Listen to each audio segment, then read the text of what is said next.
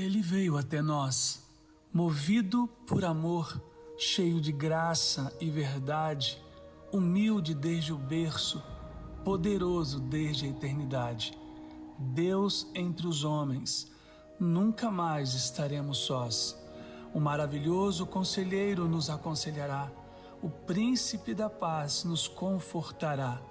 Seja onde for, na tempestade ou no deserto, na calmaria ou no tormento, teremos sua preciosa companhia. O bebê acolhido nos braços de Maria, um dia irá à cruz para morrer por cada um de nós. Isto é amor verdadeiro, isto é Natal.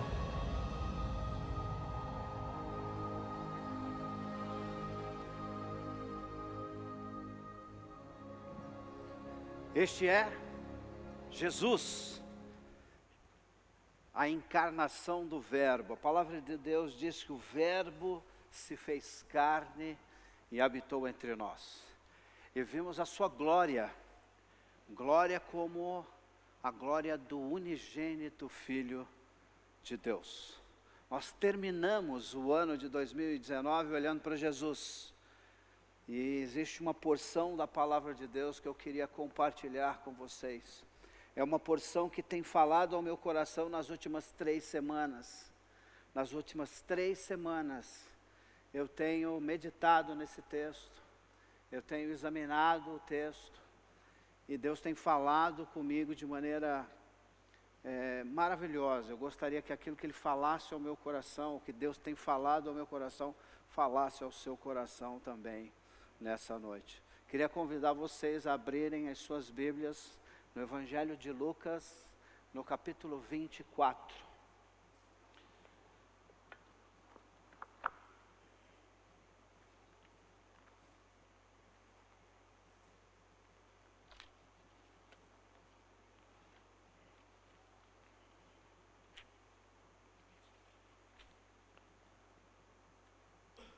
Gostaria de começar lendo com vocês a partir do verso 13 até o verso 35.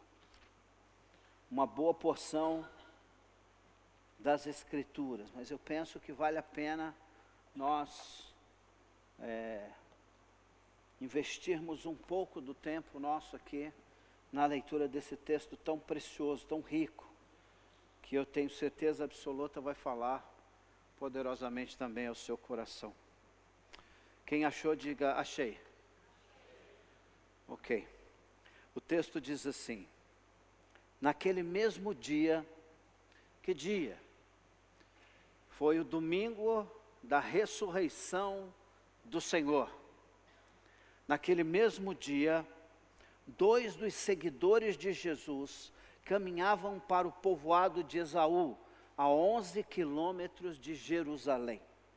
Só esse primeiro verso aqui já é suficiente para nós gastarmos 30 minutos pelo menos examinando ele, não é? Eu perguntaria, se fosse eu que encontrasse aqueles homens vindo de Jerusalém para Emaús, eu os questionaria imediatamente: o que vocês estão fazendo?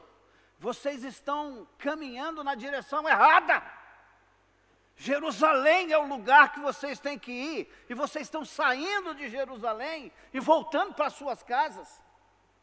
À primeira vista, a impressão que dá era muito ruim, que aqueles discípulos de Jesus haviam abandonado os seus valores, os seus princípios, e estavam desistindo da tremenda missão de ser discípulo de Jesus, de ser pregador do Evangelho, estavam voltando para suas casas. No dia da ressurreição de Jesus, quando o povo de Deus, quando aqueles discípulos que estavam mais próximos de Jesus deveriam estar juntos em Jerusalém, 2 ovelhas desgarradas saem de Jerusalém e vão para a cidade de Emaús. Só esse versículo, irmãos, já fala fortemente ao nosso coração. O meu Senhor, o meu pastor, o meu supremo pastor, Ele nunca abandona as suas ovelhas. Nunca! Mesmo que seja uma ovelha desgarrada. Mesmo que seja uma ovelha que está traçando um caminho diferente daquele que Ele planejou. Ele vai atrás delas. E é exatamente o que acontece com esses discípulos no caminho de Emaús. Versículo 14 diz o seguinte: no caminho falavam eles a respeito de tudo o que havia acontecido. Enquanto conversavam e discutiam, o próprio Jesus se aproximou e começou a andar junto com eles. Bem, esse outro versículo já nos gastaria mais meia hora, porque a ideia do verso aqui não é simplesmente alguém que estava comentando acontecimentos. Não, eles estavam discutindo, eles estavam debatendo, eles estavam trocando ideias e formulando conceitos acerca do que aconteceu. Eles já tinham determinado no coração deles o que havia acontecido. Por isso eles estavam saindo de Jerusalém e indo então para Emaús. O interessante é que os olhos desses homens parece que estavam nublados. Parece que escamas foram colocadas nos olhos deles, porque eles não conseguiram reconhecer o Senhor Jesus Cristo. Os olhos deles, porém, estavam como que impedidos de reconhecê-los. Verso 17, Jesus lhes perguntou: sobre o que vocês tanto debatem enquanto caminham? Eles pararam com o rosto entristecido. Então um deles, chamado Cleopas, respondeu: você deve ser a única pessoa em Jerusalém que não sabe das coisas que aconteceram lá nos últimos dias. Eu não sei você, mas a primeira impressão que eu tenho nessa leitura é que esses discípulos foram, no mínimo, um pouquinho mal educados na resposta que deram para Jesus. Foi uma resposta rude, muito rude. Será que você é o único em toda Jerusalém que não ouviu o que aconteceu? O interessante é que eles param, e parece que eles ficaram perplexos com a pergunta de Jesus, sobre o que é que vocês estão... A palavra aqui é muito boa, a tradução é muito boa na NVT, porque Jesus pergunta para ele, sobre o que vocês estão debatendo, sobre o que vocês estão discursando um com o outro, e era exatamente o que eles estavam fazendo. Eles não estavam simplesmente comentando as coisas, não, eles estavam debatendo um com o outro, e cada um estava colocando a sua posição, a sua visão, o seu conceito acerca das coisas que aconteceram. Mas uma coisa eles tinham em comum: os dois estavam profundamente desapontados com os últimos acontecimentos. Verso 19, que coisas? Perguntou Jesus. E aqui você vê um pouco, do bom senso de Jesus. Jesus sabia exatamente do que eles estavam falando, mas ele está ali, dando uma de quem não sabe de nada. O que ele está tentando fazer é despertar naqueles homens ali, um senso, lógico, e despertar a fé daqueles homens que havia desaparecido. Eles respondem: as coisas que aconteceram com Jesus de Nazaré. Irmãos, essa não é uma colocação boa. Essa foi a colocação que Natanael colocou quando Filipe veio falar para ele: olha, nós encontramos o Messias. E ele é mesmo, e quem é? É Jesus de Nazaré. E ele diz: mas espera aí, será que de Nazaré pode sair alguma coisa boa? Jesus não era Jesus de Nazaré. Ele era Jesus de Belém, ele nasceu em Belém. Se você falar para um pernambucano que ele é baiano, ele fica ofendido. Sabia disso ou não? Tem pernambucano aqui? Tem, um lá atrás. Se você chegar para o irmão lá por causa do sotaque, se ele tiver sotaque, é verdade ou não é? Você falar para o Odivaldo assim, seu sotaque é da Bahia, ele vai ficar ofendido com você. Tá? No meu caso, eu não tenho sotaque, mas se você colocar a mão na minha cabeça, vai descobrir imediatamente. Colocou a mão na cabeça, sabe? É cabeça chata, veio lá de cima, não tem como negar. A maneira como eles colocam Jesus de Nazaré, está mostrando toque de incredulidade, tá bom? E eu queria que vocês, ao lerem as Escrituras, vocês fossem com essa sensibilidade de perceber o autor, o escritor sagrado, querendo nos dar dicas. Ele está nos dando orientação acerca do que estava no coração daqueles homens. Por que os olhos daqueles homens estavam tão obscurecidos? Por quê?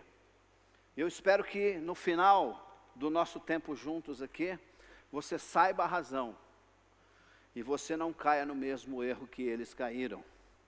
Amém, irmãos? As coisas que aconteceram com Jesus de Nazaré, responderam eles. Ele era um profeta de palavras e ações poderosas, aos olhos de Deus e de todo o povo. Mas os principais sacerdotes e outros líderes religiosos o entregaram para que fosse condenado à morte e o crucificaram. Tínhamos a esperança de que ele fosse aquele que resgataria Israel. Isso tudo aconteceu já fazem 3 longos dias. Algumas mulheres de nosso grupo foram até o túmulo, hoje bem cedo, e voltaram contando uma história surpreendente. Irmãos, que história surpreendente o quê? Surpreendente para incrédulo. Porque durante grande parte do ministério de Jesus, ele informou, orientou e instruiu os seus discípulos que era necessário que ele fosse para Jerusalém, sofresse na mão dos líderes religiosos judaicos, que fosse entregue na mão dos gentios, morto e crucificado. Mas no terceiro dia, nem a morte e nem o inferno seriam capazes de manter o Rei dos Reis e Senhor dos Senhores trancafiados. No terceiro dia, ele ressuscitaria para a nossa justificação, amém? Todos os discípulos sabiam disso, e não era só os discípulos, tá bom? Todos sabiam disso, até os líderes religiosos, até os fariseus, até os sacerdotes, sumo sacerdote, até o sinédrio, tinha ciência disso, que Jesus havia ensinado, pregado e instruído os seus discípulos que ele ressuscitaria no terceiro dia. Então não deveria ser nada surpreendente para esses 2 discípulos. Disseram que o corpo havia sumido e que viram anjos que lhe disseram que Jesus está vivo. Alguns homens de nosso grupo correram até lá para ver, e de fato tudo estava como as mulheres disseram, mas não viram o Senhor. Quem foram os homens que foram ao sepulcro? Nós sabemos quem foi, ou quem foram. Foram Pedro e João. Tá certo? Você pode voltar ao verso 12, só para você confirmar comigo se não é isso mesmo. Olha o que diz o verso 12. Mas Pedro se levantou e correu até o túmulo. Abaixando-se, olhou atentamente para dentro e viu os panos de linhos vazios. Então voltou para casa admirado com o que havia acontecido. Quem tinha ido lá confirmar o que as mulheres tinham dito tinha sido Pedro e João. Então Jesus lhes disse: como vocês são tolos, como custam a entender o que os profetas registraram onde? Onde, irmãos? Nas Escrituras Sagradas.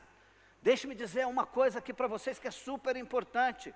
Se você quer conhecer a Deus, se você quer ter conhecimento do caráter, da santidade, da glória, da majestade, da soberania de Deus, você precisa ir às Escrituras Sagradas. Você não tem que ir aos bancos do cinema para assistir filmes promovidos por Hollywood. Você precisa gastar tempo com a palavra de Deus, porque é a palavra de Deus que vai tornar você sábio, inteligente, com espírito de discernimento. Em toda a Escritura, o Senhor Jesus Cristo está ali estampado, explícito. Qualquer um que com o coração desejoso de conhecer a Deus for às Escrituras, vai encontrar facilmente o Senhor Jesus Cristo. Então, não deem ouvidos a testemunhos falsos, não deem ouvidos a boatos criados por homens, não deem ouvidos a doutrinas que surgem para escravizar o povo de Deus. Volte às Escrituras Sagradas, e ela vai libertar você definitivamente. Aquele que busca o Senhor de coração, esse irá encontrá-lo. Amém, irmãos? Não percebem que era necessário que o Cristo sofresse essas coisas antes de entrar em sua glória? Qual livro do Antigo Testamento, Elô, fala sobre isso? Profeta Isaías. Eis que ele foi levado como ovelha ao matadouro. E como ovelha obediente, ele não abriu a boca diante dos seus tosqueadores, dos seus malfeitores. O livro de Isaías está muito claro dizendo que o Cordeiro de Deus precisava sofrer, porque nele haviam sido jogados ou seriam jogados todas as nossas dívidas, todas as nossas iniquidades. O castigo que nos traz a paz foi lançado sobre ele. Ele absorveu no seu corpo o meu pecado e o seu. Era o Cordeiro Santo de Deus que morreria no meu lugar e no seu. As Escrituras falam disso o tempo inteiro. Qualquer um que for às Escrituras vai encontrar claramente isso lá. Então Jesus os conduziu por todos os escritos de Moisés e dos profetas, explicando o que as Escrituras diziam acerca dele mesmo. Aproximando-se de Emaús, o destino deles, Jesus fez, isso aqui é interessantíssimo, Jesus fez como quem seguiria a viagem. Isso aqui de novo, o bom humor de Jesus. Ele fez que ia embora, mas os discípulos insistiram com ele que ficasse esta noite, pois já era tarde. E Jesus foi para casa com eles. Irmãos, o que isso diz para você? Já era tarde. Já era tarde, fala muita coisa. A distância entre Jerusalém e Emaús era de 11 quilômetros mais ou menos. Quem aqui faz caminhada aí? Caminhada, quem faz caminhada aí? Olha lá, ixi, só meia dúzia de gato pingado? Eu já dispus o meu coração que em 2020 eu vou fazer muitas caminhadas. E lá lá onde a gente mora, no prédio, colocaram 2 esteiras novinhas. E eu já coloquei no meu coração, nada de Chester a partir de janeiro, não é só em dezembro. Em dezembro vai todas as aves que tiver na minha frente. Mas, né, dezembro, janeiro, eu vou entrar na dieta da couve. Já ouviu falar, não? Eu vou comer toda a feijoada e deixar o quê? A couve. A distância de Jerusalém para Emaús era de 11 quilômetros. O que significa isso em minutos? Em minutos. Se você costuma fazer uma breve caminhada de 3 quilômetros, você faz 3 quilômetros em 30 minutos, 40 no máximo. Para pegar uma cadência pequena, leve. Certo ou errado? Certo ou errado, irmãos? Os irmãos que caminham, não é isso aí? Irmãs, quantos quilômetros a irmã caminha?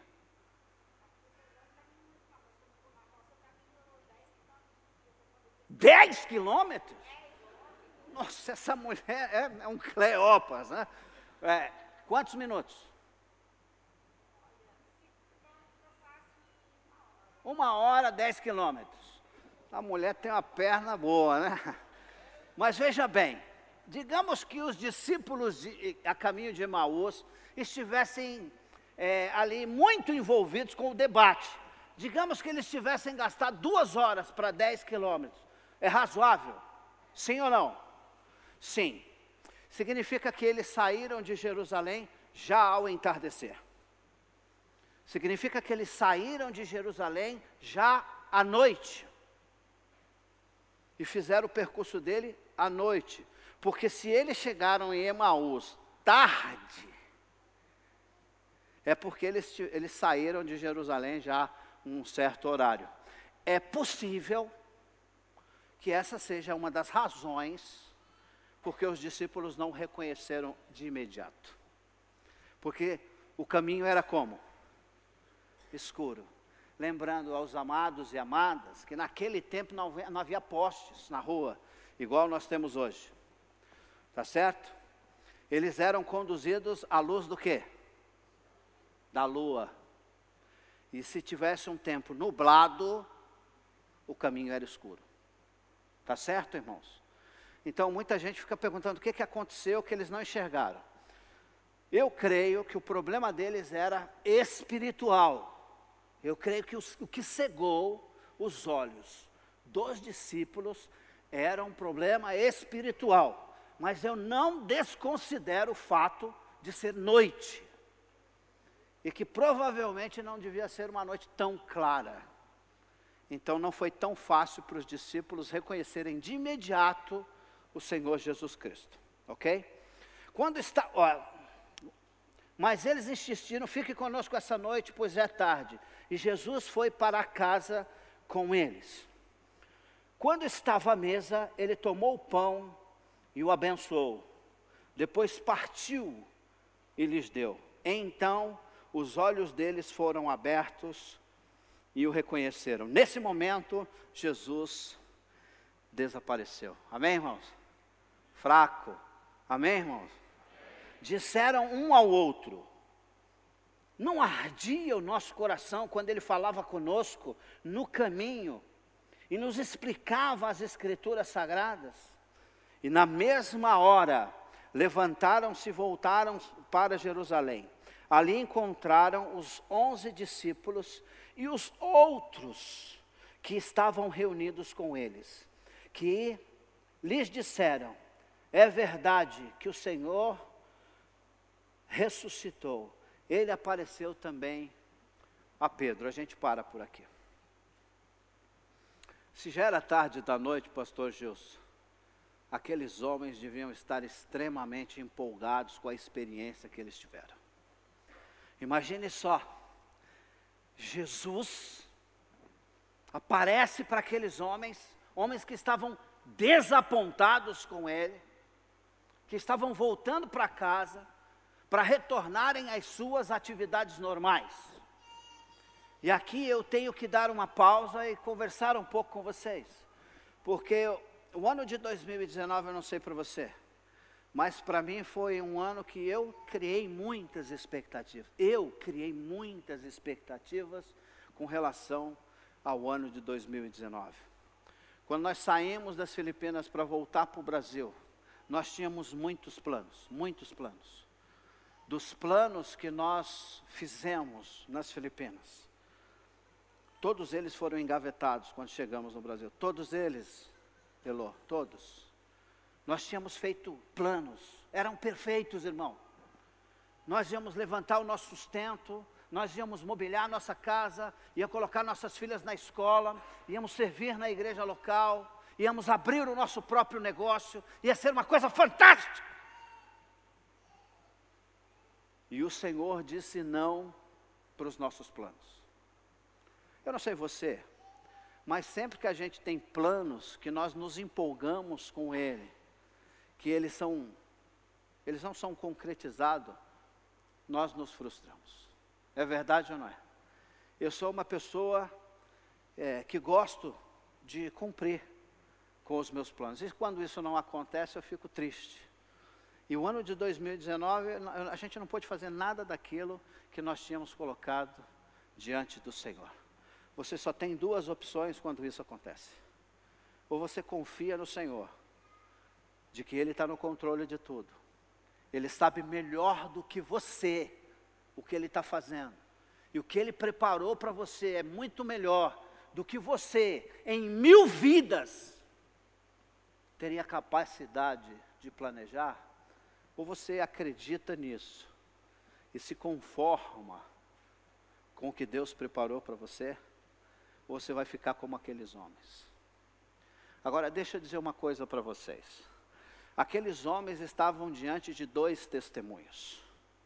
Eu quero que você abra a sua Bíblia em Mateus capítulo 28. E eu quero que você lê com vocês dos versos 11 em diante.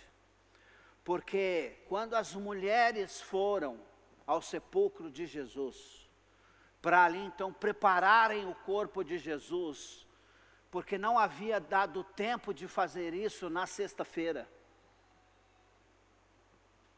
Elas então levaram aquelas especiarias para prepararem o corpo de Jesus para o sepultamento no domingo. E elas foram no domingo bem de manhã. Chegando lá, Jesus não estava no sepulcro. Um anjo do Senhor aparece àquelas mulheres e perguntam para ela: o que vocês estão fazendo aqui? Por que vocês estão procurando entre os mortos o que vive? Jesus ressuscitou. E aquelas mulheres saem disparada ao lugar onde os discípulos estavam reunidos. E ali elas testemunham, elas testificam da experiência que tiveram. Elas disseram: um anjo do Senhor nos apareceu e disse que Jesus ressuscitou. Ele não está entre os mortos. Aquelas mulheres voltam e falam para Pedro e os outros discípulos. Pedro e João saem disparadas para o sepulcro. E quando chegam lá, eles se deparam com os lençóis que envolviam o corpo de Jesus, mas ele não estava lá.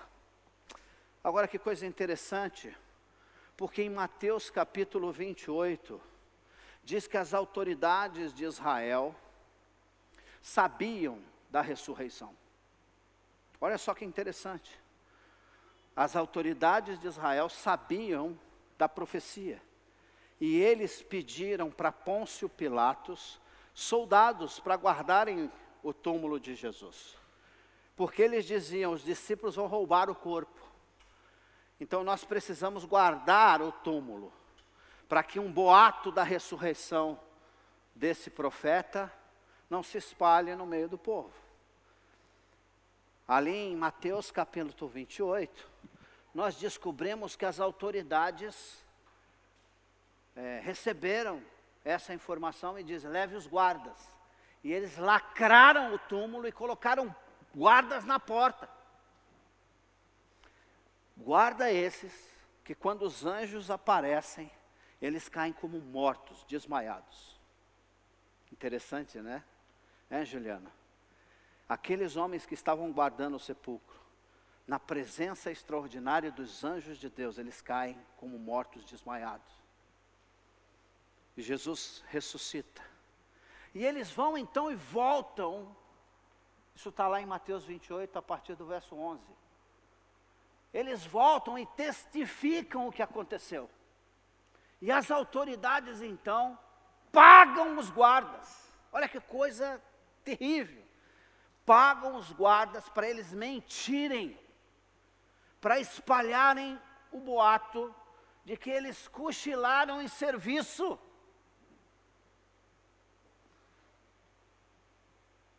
Sara, você sabe o que acontece com um soldado que cochila em serviço? Sabe? Nos nossos dias, não é muito pesado. Provavelmente ele vai ficar detido por algumas semanas no quartel. Tem algum militar aqui? Estou errado, meu irmão? O cara está de serviço e dorme de serviço. Ele é preso.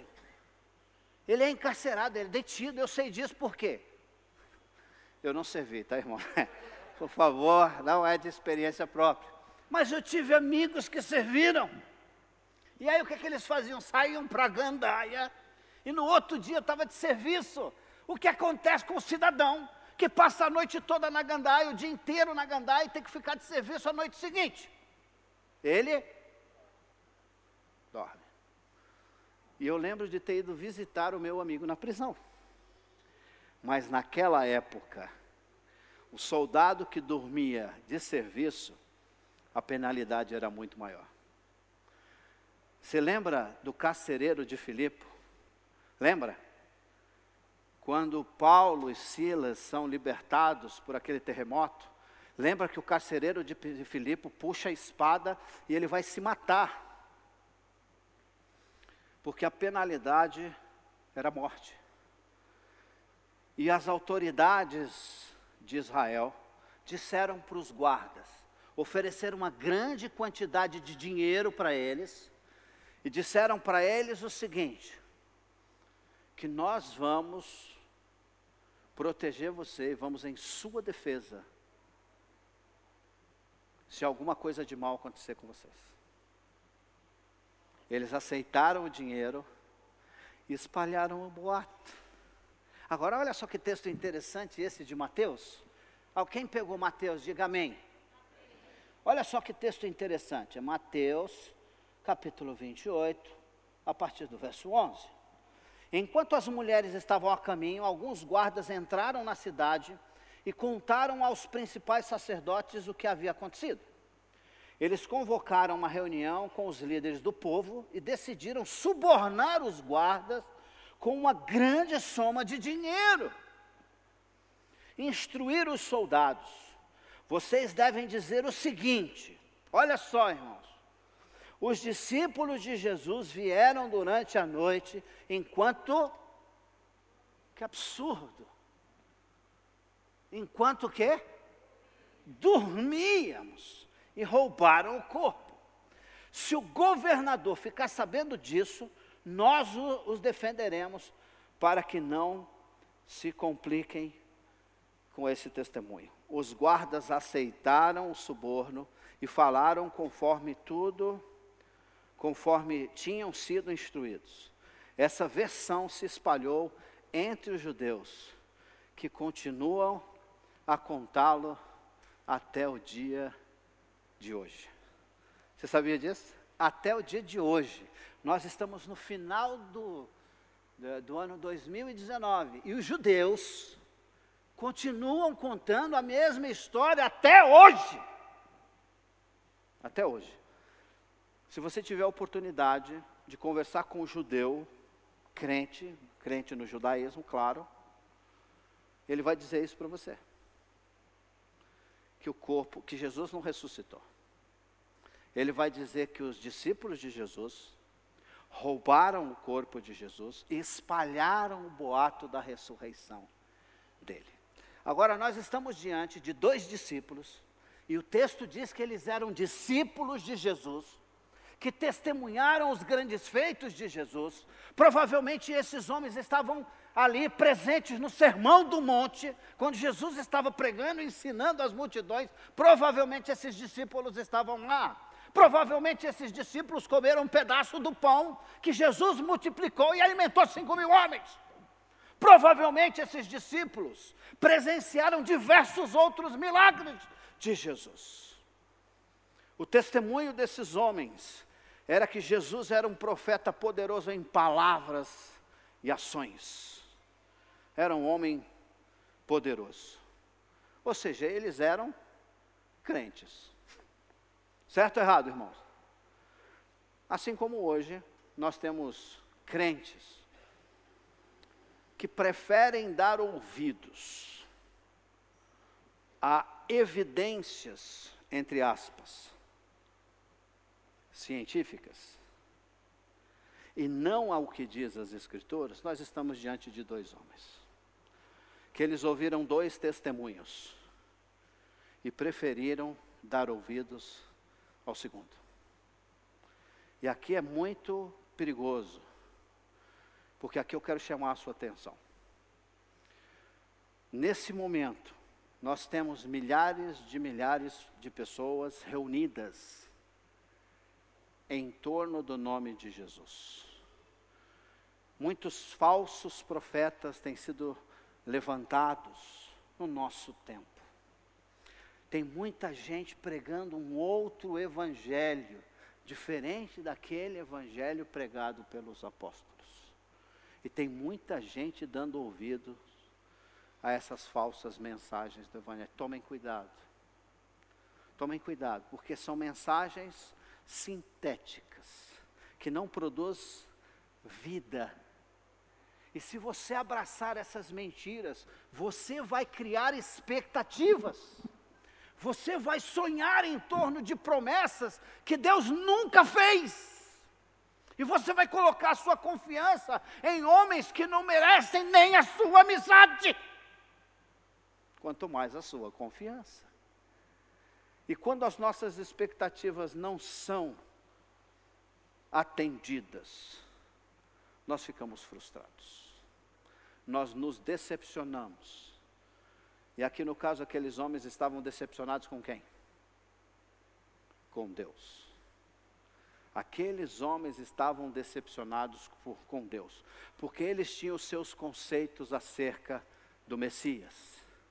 Eles tinham as suas formações teológicas, os seus conceitos teológicos já estabelecidos. E eles preferiram dar ouvido a boatos mentirosos do que ao testemunho verdadeiro de mulheres que não tinham razão nenhuma para mentir.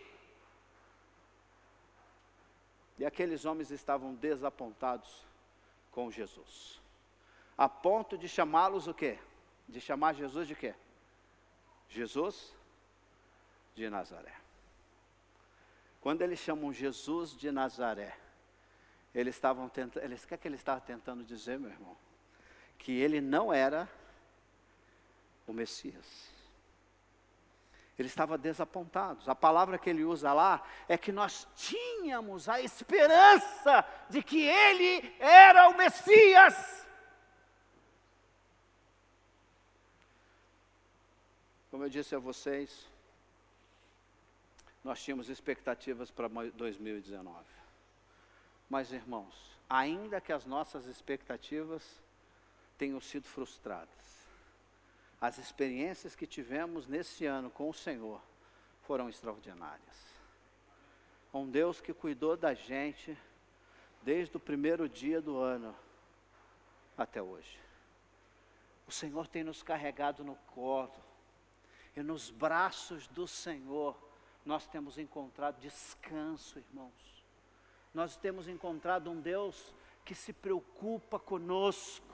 O que nós estamos vendo aqui nesse texto é um pastor que estava preocupado com o coração e a mente de suas ovelhas. Ele não podia fazer outra coisa a não ser de deixar as 99, na verdade lá tinha 120, aliás 118 provavelmente, porque os dois estavam fora. Ele deixou as outras ovelhas e foi atrás daqueles dois. Qual a intenção de Jesus em ir atrás daqueles dois?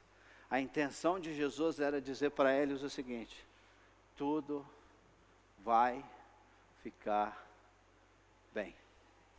No final, vai dar tudo certo. Vamos repetir?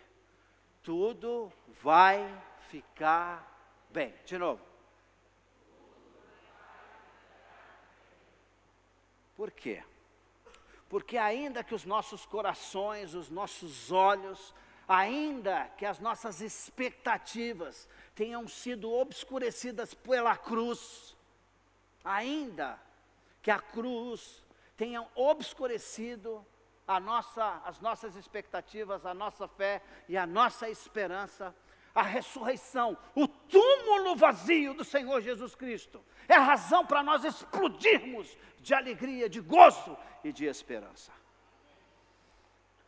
Se existe um sinal do cristianismo que eu amo, é o túmulo do Senhor vazio. Ele ressuscitou dentre os mortos, porque as portas do inferno não foram capazes de mantê-lo por mais de 3 dias no escuro. Amém, irmãos? Eu queria ler essa frase com vocês. Tem uma frase aqui que eu queria ler com vocês. A frase diz assim: a cruz pode selar um tempo difícil que desejamos esquecer, assim como o ano que termina. Mas o sepulcro vazio explode a esperança em nosso peito, na certeza de que vai ficar tudo bem. Vamos ler comigo? Todos vocês. A cruz que desejamos esquecer. Assim, mas o sepulcro vazio explode a esperança em nosso peito, na certeza de que vai tudo ficar bem. É assim que eu entro em 2020, na certeza de que o meu Senhor já está à minha espera do outro lado. Amém, irmãos? Tem 3 princípios que eu queria contar para vocês ou compartilhar com vocês aqui antes de nós cantarmos os nossos últimos hinos do último culto de 2019. Primeira coisa, vai ficar tudo bem, porque Jesus, o nosso Senhor, se importa de verdade com aquilo que está incomodando o seu coração. Eu não sei o que te perturba, eu não sei o que está tirando o teu sono, não sei. O que eu sei é o seguinte, que Jesus está interessado em restaurar as coisas que se quebraram. Ele está interessado em restaurar aquilo que se rompeu. Ele está interessado no seu coração. E se você der a oportunidade para Ele restaurar, você vai ficar surpreso com o que Ele pode fazer na sua vida. Eu fico pensando naqueles homens caminhando de volta para casa, super desapontado. Se é que era 2 homens, né? Podia ser um casal, não podia?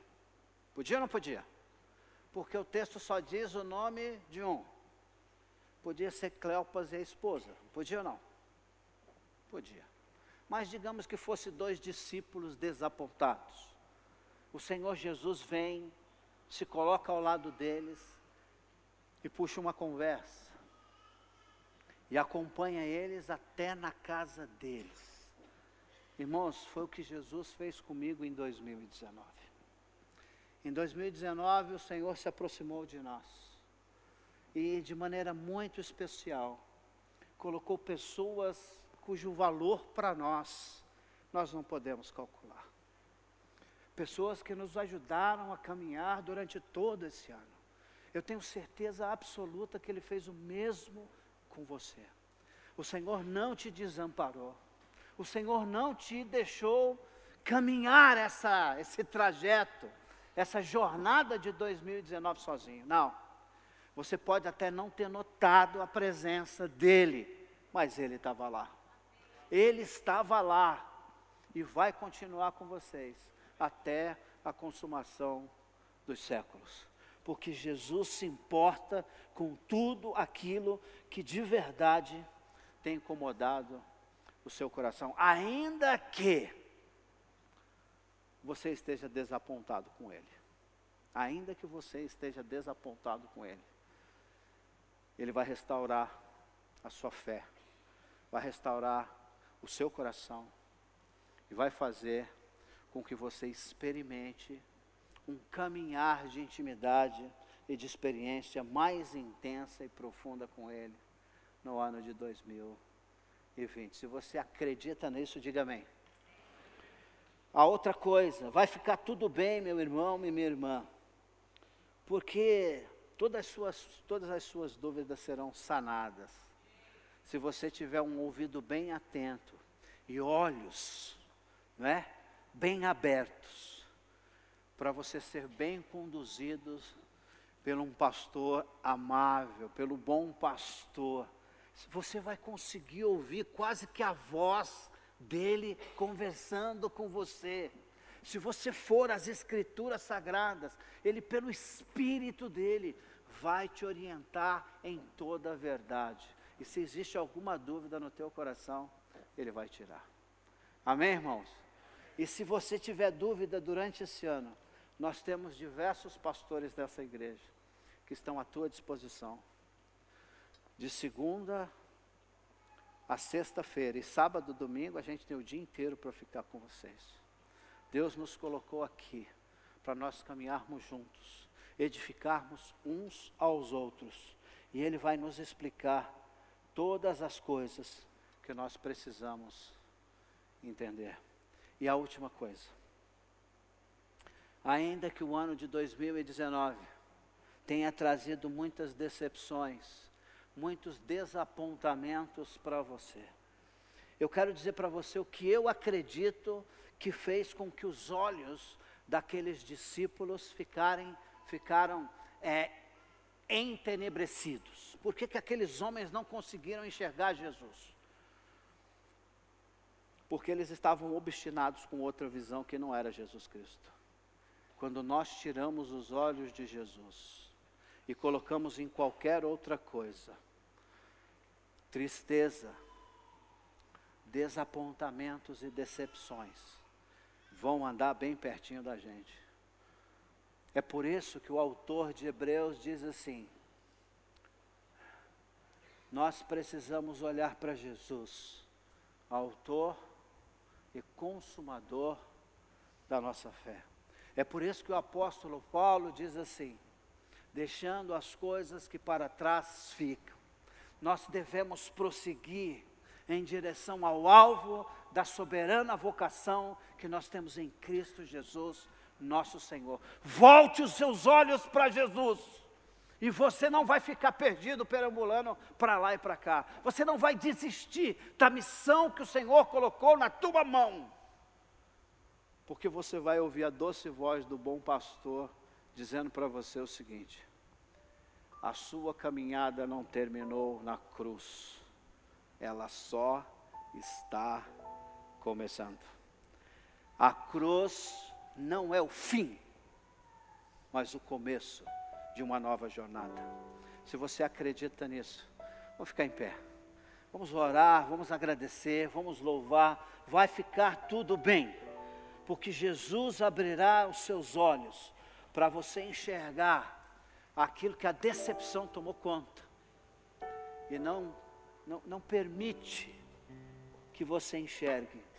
O Senhor vai abrir os teus olhos e vai te dar um novo e vivo caminho, vai reacender a esperança que por alguma razão que aconteceu nesse ano, ou no ano de 2018, eu não sei o que aconteceu com você, eu só sei o seguinte: que Jesus pode restaurar sua visão, sua saúde espiritual e dar uma nova razão de vida para você viver intensamente no ano de 2020. Vamos louvar o Senhor.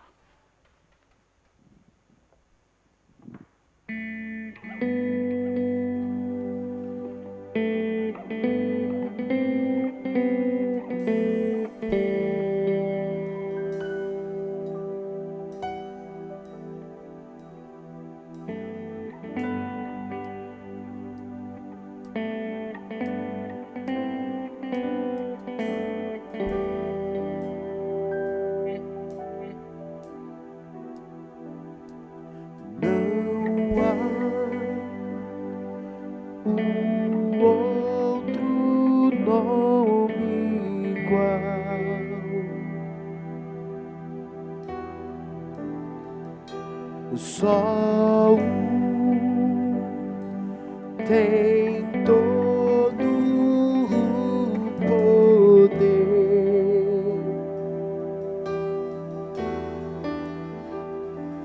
Louvor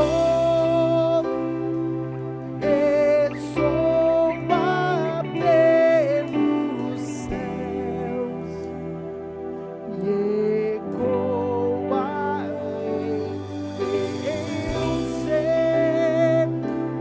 ao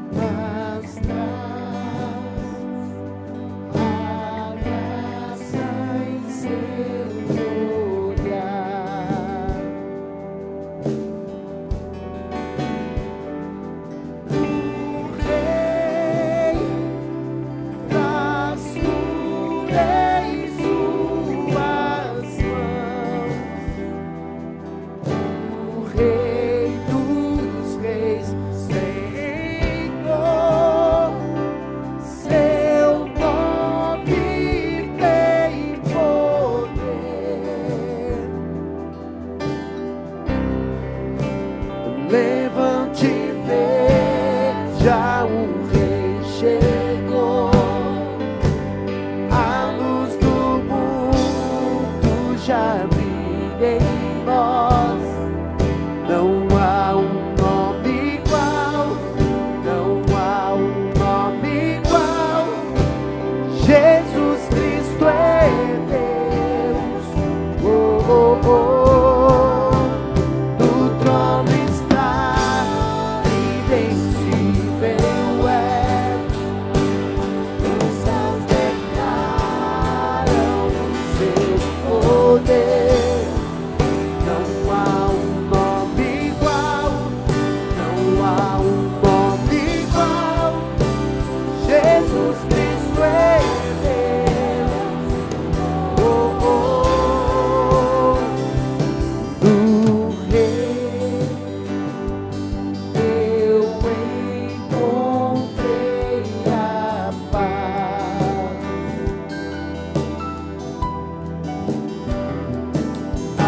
Achei vitória pela cruz. Então declare isso bem forte ao Senhor. Diga isso a Ele, ó. E poder capaz de derrotar a morte, seu poder do nome de Jesus.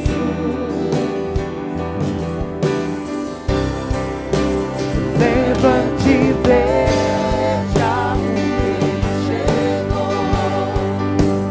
A luz do mundo já brilha em nós. Não há um nome igual, não há um nome igual. Jesus Cristo é Deus. Oh, oh, oh. No trono está, invencível é. Os céus declaram o seu poder. Não há um nome igual, não há um nome igual. Jesus Cristo é Deus. Oh, oh, oh. Cante comigo, diga: o teu poder se rompem, céus e terra se prostram e adoram. Santo é o nome, santo é teu nome, Jesus, Jesus, Jesus.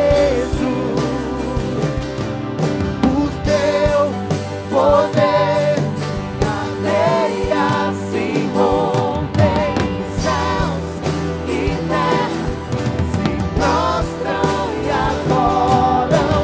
Santo é o nome, santo é teu nome, Jesus, Jesus, Jesus. Levante e veja, o Rei chegou. A luz do mundo já brilha em nós. Não há um nome igual, não há um nome igual. Jesus Cristo é Deus. Oh, oh, oh. No trono está, invencível é. Os céus declaram o seu poder. Não há um nome igual, não há um nome igual. Jesus Cristo é Deus. A experiência daqueles discípulos ainda não estava terminada, não. Jesus tinha que terminar o que ele começou no caminho de Emaús. Ele senta-se à mesa em torno da mesa com os discípulos. Ele pega o pão, e quando ele parte o pão, que distribui o pão para os discípulos, os olhos deles se abrem.